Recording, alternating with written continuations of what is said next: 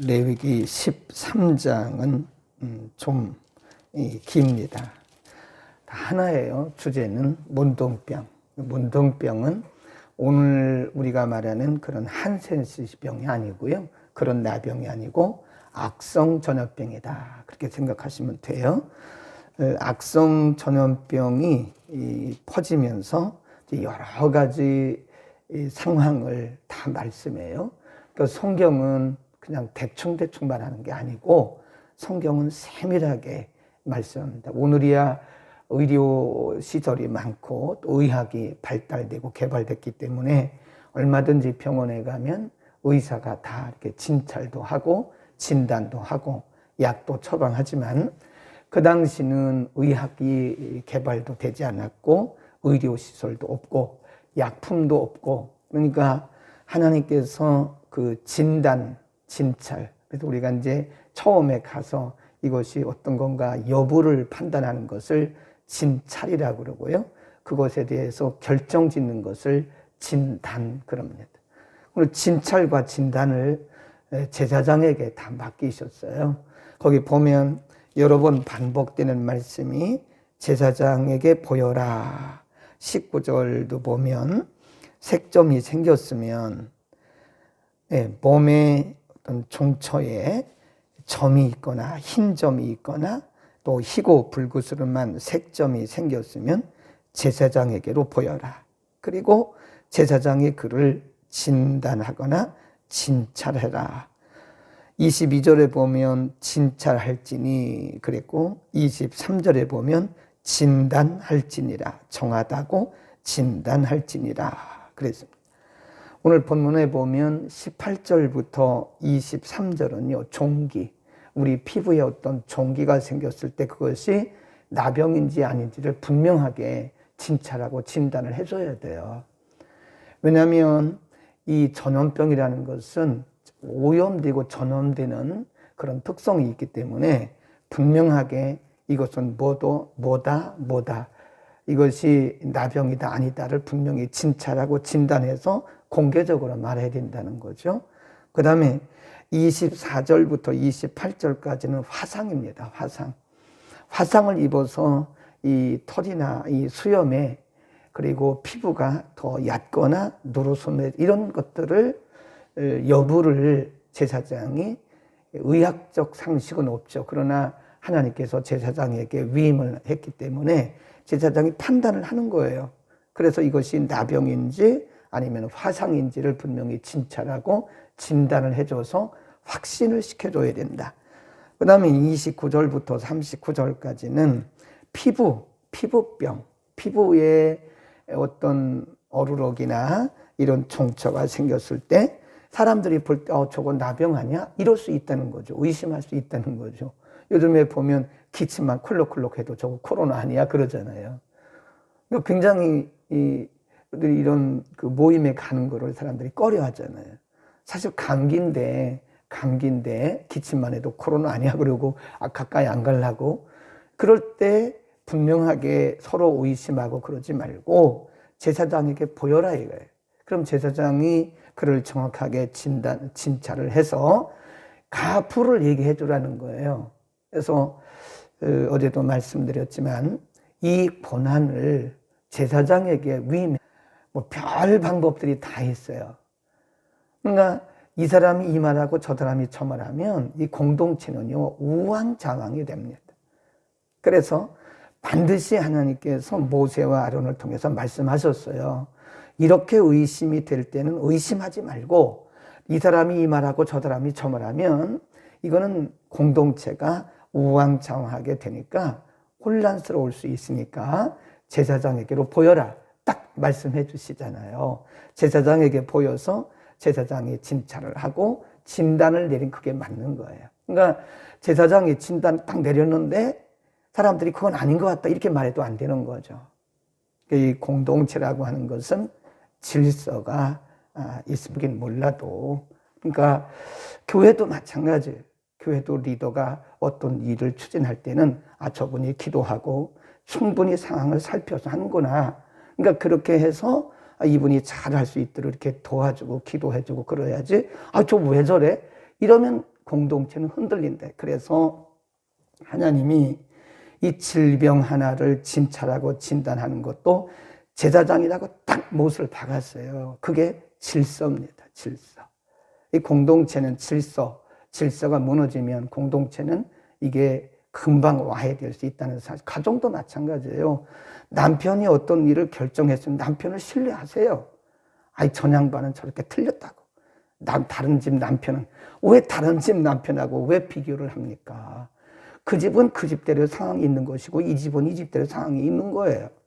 그러니까 남편이 결정한 거에 대해서 약간 실수하는 듯 해도 그래도 그것이 죄 짓는 것이 아닌 이상 그를 신뢰해주고 잘할 수 있도록 아내가 내조해주면 그 남편은 성공해요. 어디 가도 성공합니다.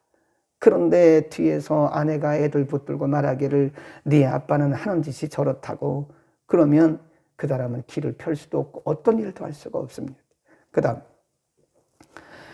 제사장이 이 진찰을 하고 진단을 내리는데 그 함부로 하지 말라는 거죠. 거기 보면 21절에 20절부터 그는 진찰하여 피부보다 얕고 그 털이 희면 그를 부정하다 진찰할지니 이는 종기로 된 문둥병의 환처임이라.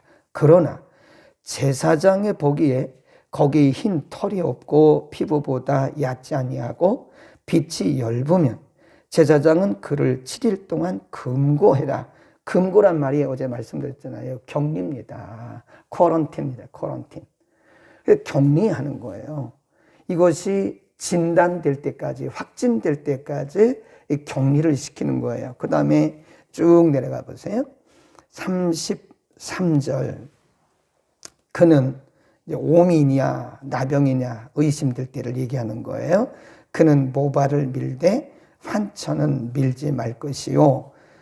그리고 제사장은 옴 환처를 또 7일 동안 금고할 것이고 제 7일 만에 제사장은 그 옴을 또 이런 말씀이 나와요.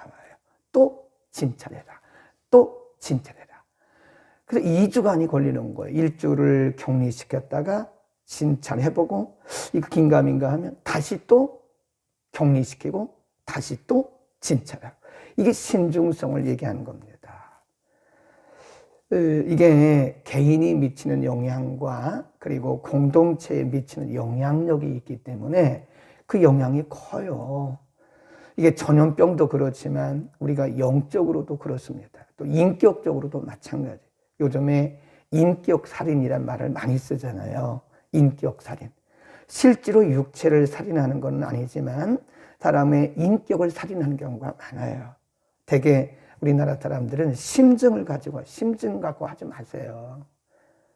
물증이 없으면 말하지 마세요. 혼자 생각만 하고 계세요. 아, 그럴 거야. 그건 내 생각이 맞을 수도 있지만 틀릴 수도 있는 거예요. 그러니까 아, 저 사람이 저렇대, 저 사람이 저럴 거야. 내가 직접 본 거 아니면 말하지 말라니까요. 남의 얘기 듣고 또 말하지 마라. 그걸 갖다가 확진하듯이 그냥 진단하듯이 딱 결정내서 말하면 큰일 납니다. 그러니까 지도자도 많이 기도하고 심사숙고해야 되고 또 우리 공동체를 또 누구의 얘기할 때는 항상 심사숙고하고 그런 거를 우리가 인격살인이라고 그러는 거예요. 우리가 이 개인에 대해서 리더들도 마찬가지. 리더들도 함부로 내 상식에서 내 기준에서 이렇다 저렇다 탁탁탁 말하는 것은요 굉장히 위험한 것이 개인을 위해서 그리고 우리가 다른 사람들에 대해서 이렇다 저렇다 말하는 것도요 사실 뭐 우리가 잘하기 위해서 나를 추스리는 시간도 없어요 사실은. 그런데 우리는 자기는 추스리지 않고 자꾸 다른 사람을 이렇게 그냥 평가하는 거예요. 그러면 우리는 자기도 손해, 남도 손해, 공동체도 손해인 거예요. 잘할 수 있도록 세워주고 격려해주고 위로해주기를 바랍니다. 그 다음에 그것은 이제 신중성을 기하라 그런 얘기고요. 그 다음에 35절로 한번 가보세요. 이제 제사장이 진단하기를 당신은 정합니다. 옷을 빠르시오. 그랬어요. 그래서 이제 제사장이 진단하기를 당신은 문제 없어요. 라고 말했어요. 그런데 35절 보세요. 깨끗한 후에라도 오음이 크게 피부에 퍼지면 제사장은 그를 진찰할지니 과연 오음이 피부에 퍼졌으면 누른 털을 찾을 것이 없이 그는 부정하니라 그랬어요. 그러니까 오늘날하고 너무 똑같은 거예요. 너무 똑같아. 오늘날 이게 월드 팬데믹 시대에 살고 있잖아요. 전염병 시대에. 그러니까 그러니까 예를 들어서 오늘날로 말하면 이게 참 성경적인 것 같아요. 의사들이 우리가 코로나에 확진되면 7일 동안 자가격리 시키잖아요. 그리고 3일 동안에 수동격리를 시키는, 이게 제가 보면 의사들이 예수를 믿는지 안 믿는지는 모르겠는데 성경에 7일이란 말이 나온단 말이에요. 이게 성경이 정말 과학적이고 의학적인 겁니다. 그런데 금고를 했다가 그 사람을 진단하기를 당신은 문제 없어요 라고 말했는데 또 다시 보니까 의심이 된단 말이에요. 그러면 제사장이 다시 그를 진찰하고 진단하라는 거예요. 오늘날하고 똑같아요. 우리가 예를 들어서 7일 자가격리 기간이 끝났어요. 법적으로 해제가 됐어요. 수동감시 기간도 끝났어요. 그렇다고 해서 끝난 게 아니라는 거예요. 증상이 있을 때는 재감염, 재발할 가능성도 있기 때문에 우리가 조심해야 된다는 것을 여기 말씀에 너무 오늘 우리 시대하고 이 말씀이 너무 똑같습니다. 그러니까 하나님의 말씀은요, 시대가 변해도 같아요. 예, 너무 우리 시대를 정확하게 말씀해 주는 것이다. 그 다음에 격리를 하는 그 이유는요, 공동체를 보호하기 위해서 그런 거라고 그랬죠. 예, 그러니까 그 부끄러워하면 안 됩니다. 예, 공동체의 건강과 위생, 이렇게 퍼져나가는 것을 위해서 그런 거예요. 그거는 영적으로도 마찬가지예요. 우리가 이게 이 바이러스에 전염되는 것도 위험하지만 영적으로 전염되는 게 더 위험합니다. 예를 들어서 어떤 한 사람이 영적으로 오염이 됐어요. 그러니까 이게 공동체 건강이 굉장히 중요한 거예요. 우리가 건강한 교회에서 건강한 신앙생활을 한다는 것은 너무 중요합니다. 영적으로 청정교회, 청정한 영적 공동체를 이루는 게 굉장히 중요한 거예요. 그러니까 그 중에 어떤 사람이 오염이 됐어요. 어디 가서 이상한 말씀 듣고 이상한 얘기 들어와가지고 이 사람이 꼭 이렇게 오염을 시켜요. 어디 가서 전염이 된 사람은 가만히 있지를 않습니다. 와가지고 막 얘기를 해요. 내가 어디 가서 들어보니까 이거 아닌 것 같다. 우리 교회 틀린 것 같다. 우리 교회 뭐가 목사님 틀린 것 같다. 막 가십을 하는 거예요. 그럼 이게 금방 전염이 돼요. 금방 공감이 되더라고요. 우리는 그냥 장난으로 던졌는데, 돌 하나 던졌는데 그 돌에 맞아 죽는 개구리가 있다니까요. 그냥 장난으로 던진 거예요. 그냥 장난으로. 그런데 그 돌에 맞아 죽는 사람이 있어요. 이 공동체라고 하는 것은 지금 육체적인 전염병만 중요한 것이 아니라 영적인 전염병이 굉장히 위험한 겁니다. 영적으로 전염돼요. 사람들이 오염되는 겁니다. 그래서 이 마지막 때는요, 이 공동체를 잘 선택을 해야 되고요, 누구와 교제하느냐가 굉장히 중요합니다. 영적으로 약간 건강하지 못한 사람과 교제하면요, 여러분의 신앙도 곧 병듭니다. 그 사람을 따라가는 거예요. 네. 그래서 건강한 공동체, 건강한 그룹, 건강한 지체를 위해서 히브리서에 보면 서로 돌아보아 쓴 뿌리가 나지 않도록 하라 그랬습니다. 서로 돌아보요. 비난하고 정죄하고 판단하지 말고 그를 위해서 기도하고 세워주고. 그래서 예수님 오시는 그날까지 우리의 공동체가 건강하게 질서 있게 일목요연하게 우왕좌왕하지 말고